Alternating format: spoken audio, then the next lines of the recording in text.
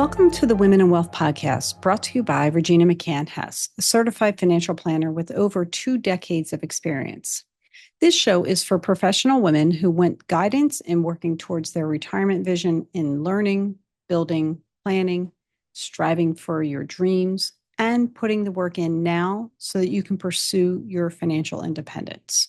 Have you thought about how social media impacts your financial worries, your financial outlook, your financial thoughts? Have you thought that it influences your spending? Well, that's what we're going to get into today. Hello, I'm Regina McCann HESS, president of Forge Wealth Management, and welcome to our Women in Wealth series.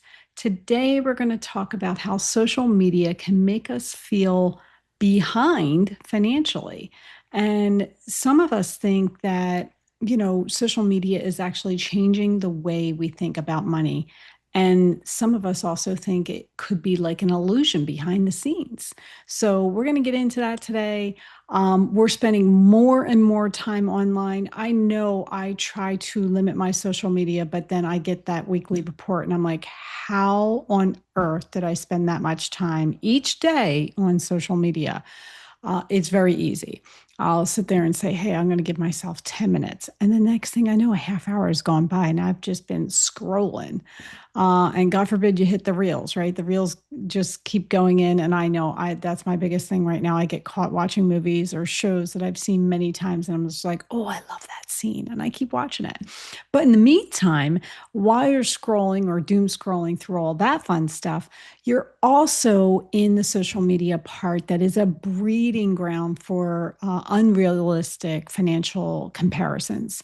Platforms like TikTok and Instagram are full of creators pushing new trends, selling the next must-haves, and flaunting expensive hauls of luxury items. And that's where money dysmorphia comes in. Well, that's a big word, right? I think that's a great Scrabble word. I think I'm going to see how many points that would give us. The on-site or onslaught of these videos may leave you feeling financially inadequate and pressured to recreate these lifestyles, kind of like keeping up with the Joneses. That's what we used to say when I was growing up. Keep up with the Joneses. You're trying to keep up with the Joneses or not keep up with the Joneses. The consumerism and the never-ending comparison traps can lead you to anxiety, can absolutely contribute to your overspending, and also your growing fears around financial stability. A lot of influencers make it seem effortless. They appear that they're successful, and it does not really reflect the reality of it. A lot of times, the products and the lifestyles influencers showcase are often sponsored or gifted by the brands. And those brands also pay them for the endorsements. So it's important to remember that what we see online isn't always the full picture, especially when we navigate our own finances. Think about it this way, they're the influencer for a particular brand. So the brand is sending them these items. A lot of times they're not paying for these items, which can be very, very expensive. And they're also probably getting paid, to get other people to buy these, whatever product it is. I'm not going to pick on any one particular, but we'll just say clothes in general, or purses or bags or whatever it is. So, you have to when you're trying to see all the cute little babies and the kids graduating and, all the fun things on social media, you're getting ads in between all that and probably getting more ads or influencers than you're actually seeing family and friends. And that's kind of that subliminal messaging like, oh, you need this, you need that, you need this other thing. But the reality is, not everyone's really living like that. Just think about when you're posting something on social media, it's usually the good things and happy things. It's not the day-to-day real life that we're living. I mean, I won't say that you're doing it. I do it. I mean, whenever I post, it's all like, hey, my kids are doing this. We graduated. We're having a great time. The day-to-day drudgery does not go on the Instagram or the Facebook or anything like that. So think about that with the influencers as well. They're not showing you that they could actually either be in debt or, living in a studio apartment somewhere. but they're on social media flaunting a very extravagant lifestyle, which may not be accurate to what they're really living. So just, call it real, right? All right, so we're going to talk a little bit more. Social media, the influence does not reflect culture. It actually shapes it, though. These platforms have become digital stages where wealth is often equated with worth. And that's a real powerful statement. It's basically, like, hey, if I don't have all this, then I'm not worthy or I'm not as good as everyone else. So if I'm going to feel like everyone else, I have to buy these products or I have to live this particular lifestyle. That's not realistic. And don't put that pressure on yourself.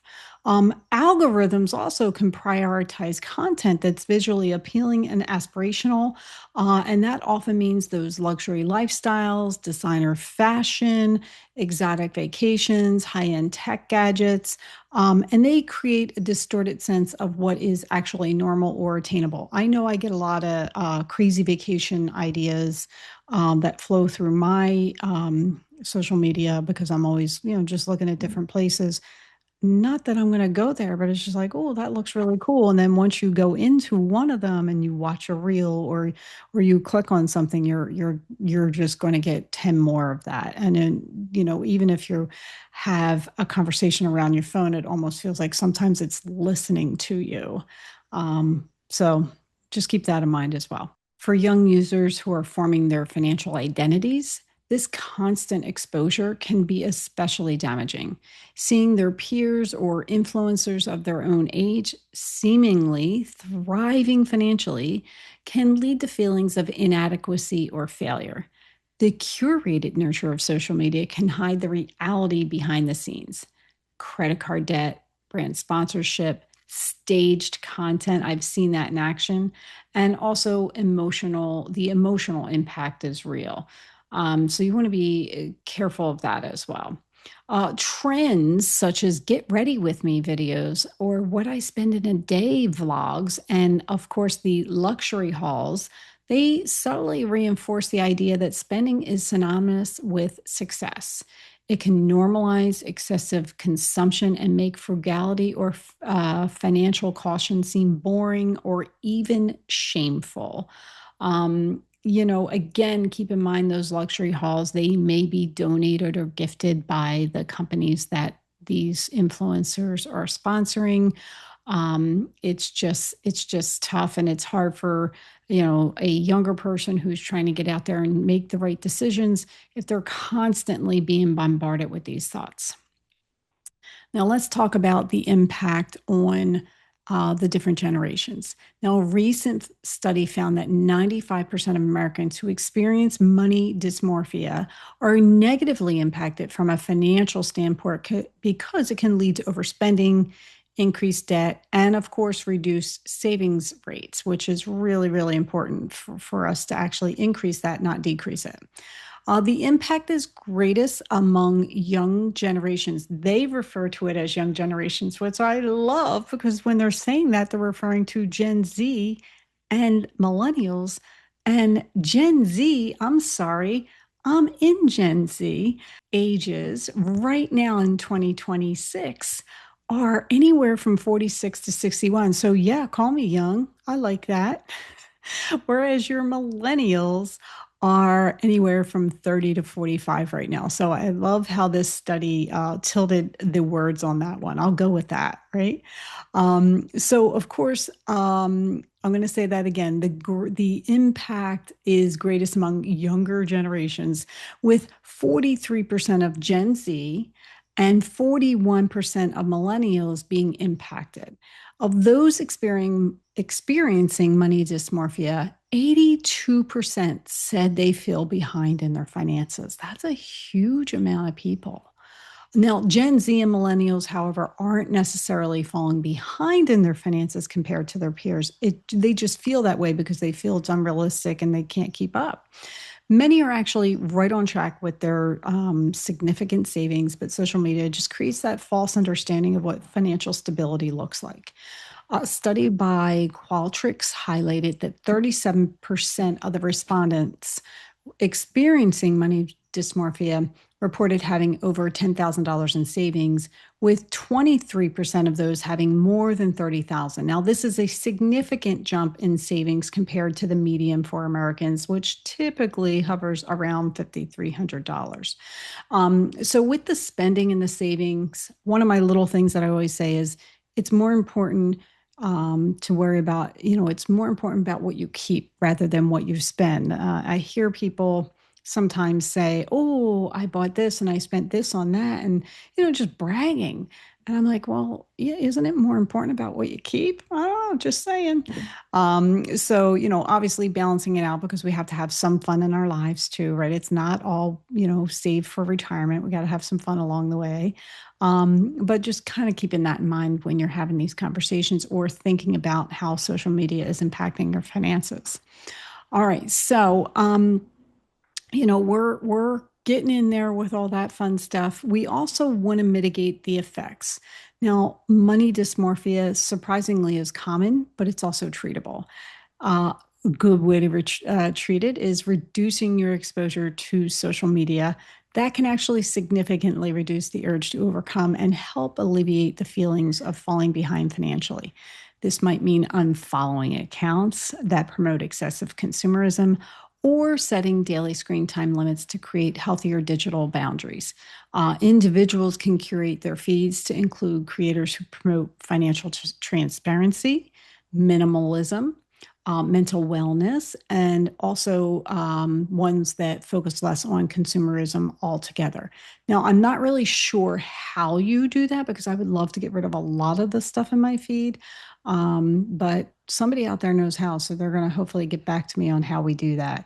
I guess it's like searching within Facebook for some particular topic, minimalism, and maybe we get more of that and less of the buy this and buy that type of thing.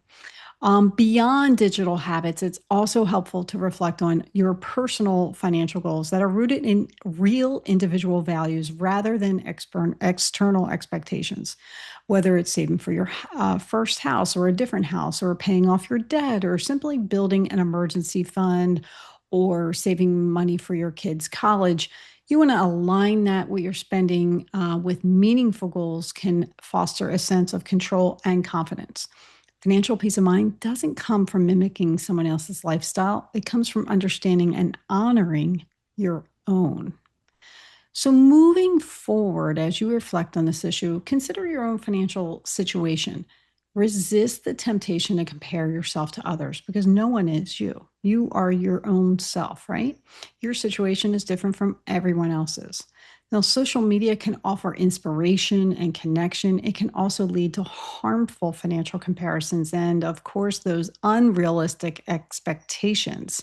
So by shifting your focus away from external validation, you can develop a healthier relationship with money and enhance your overall financial well-being. So I would say our action item today would be, I think, minimally find ways to decrease our screen time, especially on social media, or maybe even unfollowing some of the things that make us spend money, or promise yourself that you're not going to click and buy anything on a social media influencer site for a certain specific time period, just to see if you can break some of those habits. Thank you so much for joining me. Again, I'm Regina McCann HESS, president of Forge Wealth Management. My website is forgewealth.com. And you can follow me on Facebook, Instagram, and YouTube at Forge Wealth. LinkedIn, Regina McCann HESS.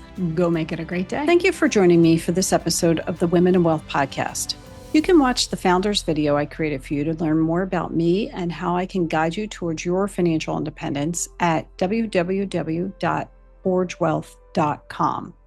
The information in this podcast is educational and general in nature and does not take into consideration the listener's personal circumstances. Therefore, it is not intended to be a substitute for specific, individualized financial, legal, or tax advice.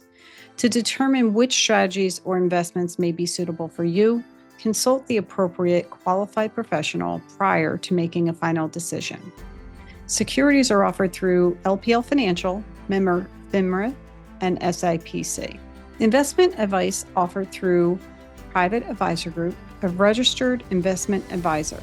Private Advisor Group and Forge Wealth Management are separate entities from the LPL Financial. Our show guests and their companies are not affiliated with nor endorsed by LPL Financial, Private Advisor Group, or Forge Wealth Management.